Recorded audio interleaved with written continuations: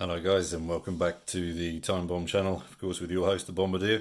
And today we are going to be looking at the Festina special edition Chrono Bike.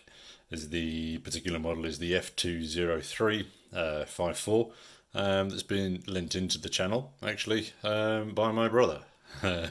So massive thanks dude, and hope you enjoy the vid. In fact, this was actually supposed to be a 2-watch review, as he also kindly lent in this rotary chronograph. But yeah, spotting the elephant in the room, we can see that, yep, it needs a new battery, and it's not a battery that I have here at home. So perhaps we can pick that one up again another day, and yeah, maybe get a little bit more detail with that rotary, perhaps, as I say, at a later date. But coming back to the Festina, yeah, kicking off with a little bit of background. As I'm sure most of you probably know, Festina was actually launched back in Switzerland in 1902. It's a brand that I have seen and heard of quite a lot, as previously I lived in Barcelona, and that's where they currently have their headquarters. So as you can imagine, lots of local media presence, etc. for Festina in sunny Spain. Nowadays, I think as a company, they present watches that are offered at very reasonable prices, offering a combination of Swiss history, Spanish design and Japanese internals, as I'm pretty sure that Citizen manufactured most of the Festina watches. But again, I found it hard to get total clarity on that. So again, I'm going to have to revert to you guys to add the facts if you have them, please. Just going to pause the camera there while I readjust. So in fact, I think I'm probably more aware of Festina as a brand due to their long history of sponsoring cycling. Again, I'm going to suggest it's over 25 years now that they've sponsored both cycling teams and cycling events, and as such have become totally synonymous with the sport, not the support.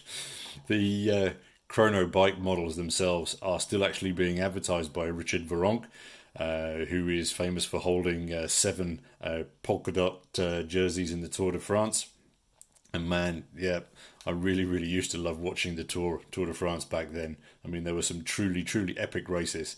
I found this classic photo of Virenque, Ulrich and Pantani powering up some insane mountain sections.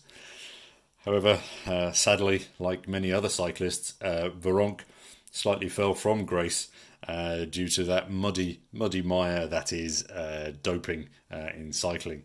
Despite that, Festina have stuck with Virenque and regularly release new versions of the Chrono Bike range. Pop up a photo here of this one actually being the 2020 release, and it looks pretty darn impressive. And it has some noticeable upgrades on those previous Chrono Bike models from other years. And on Amazon today, it's currently on sale for 360 quid. Makes it the perfect segue then into the model which we got on review today. And again, being called a Chrono Bike, yeah, it's an overt homage to the sport of cycling, with the bike with bicycles themselves actually being reflected in the design. The subdials apparently reflecting the shape of the brake disc, and then hands and gears as well. And there's even a suggestion that the pushers on the side here are inspired by the brake plate found on a racing bicycle.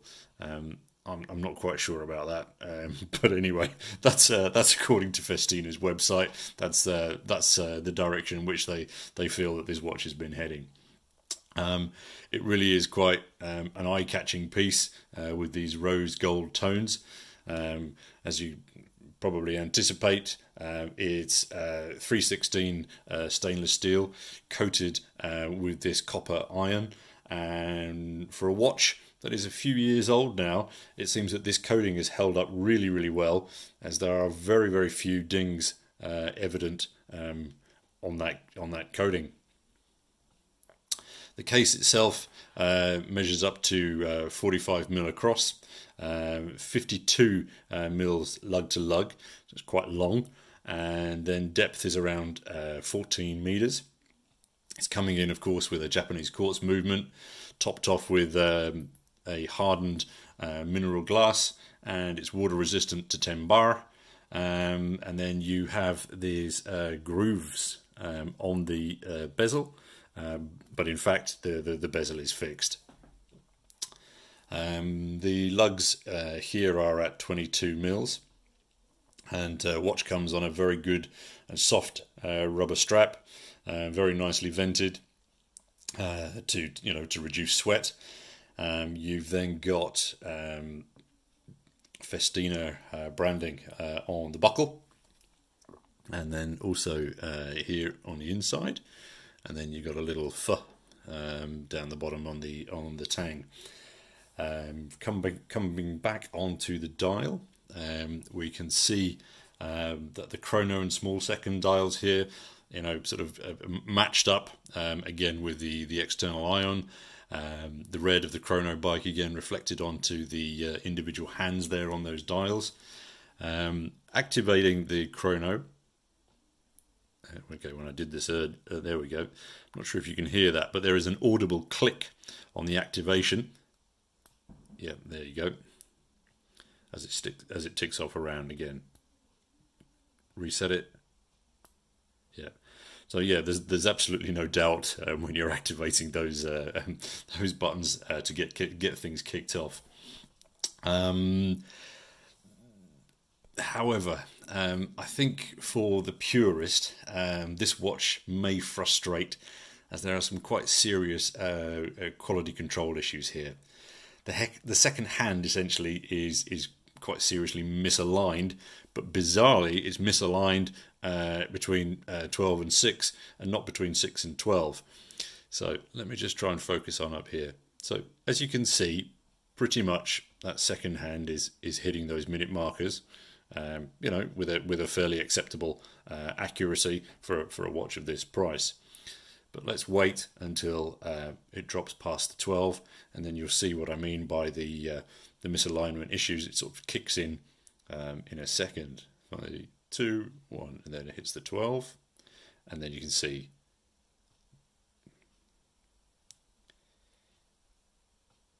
it starts missing. Yeah, missed. And as I say, bit of an odd one, that one really.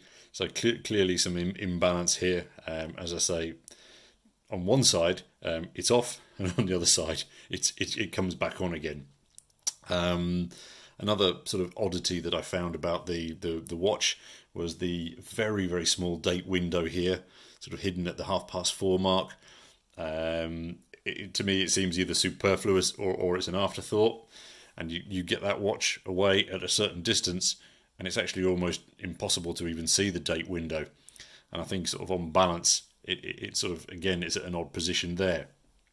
However, if you recall the 2020 version that I showed you earlier, I'm going to pop the photo up again, it seems that they had already listened or heard my unrecorded review at the time, as they have shifted the date complication to the 6 o'clock, where to me it sits far better within that lower dial.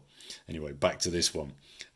So on here we've got, so focus has dropped, so yeah, so we've got a signed black crown, which has got the two positions. So first one obviously for our bizarre date complication, and second one then on, again, resounding pop to readjust timing here. Nice and reassuring. It's not screwed down, again, as you'd perhaps expect on a 10-bar watch. The second hand, sorry, the hour hand, set hour hands, etc., then the markers are all loomed. I'll pop up some quick loom shots for you here. Bear in mind, of course, though, that this is not Seiko quality, and I'm sure that may influence some of you buyers out there. Just going to give you a wrist shot today wearing the Bambino small seconds.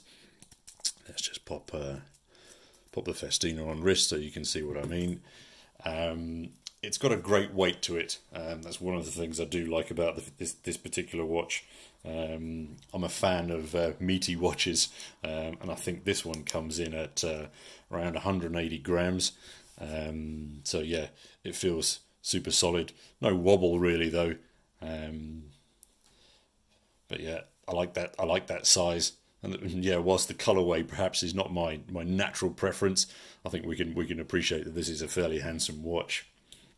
As I say, just for reference purposes, my wrist is 7¼ inches.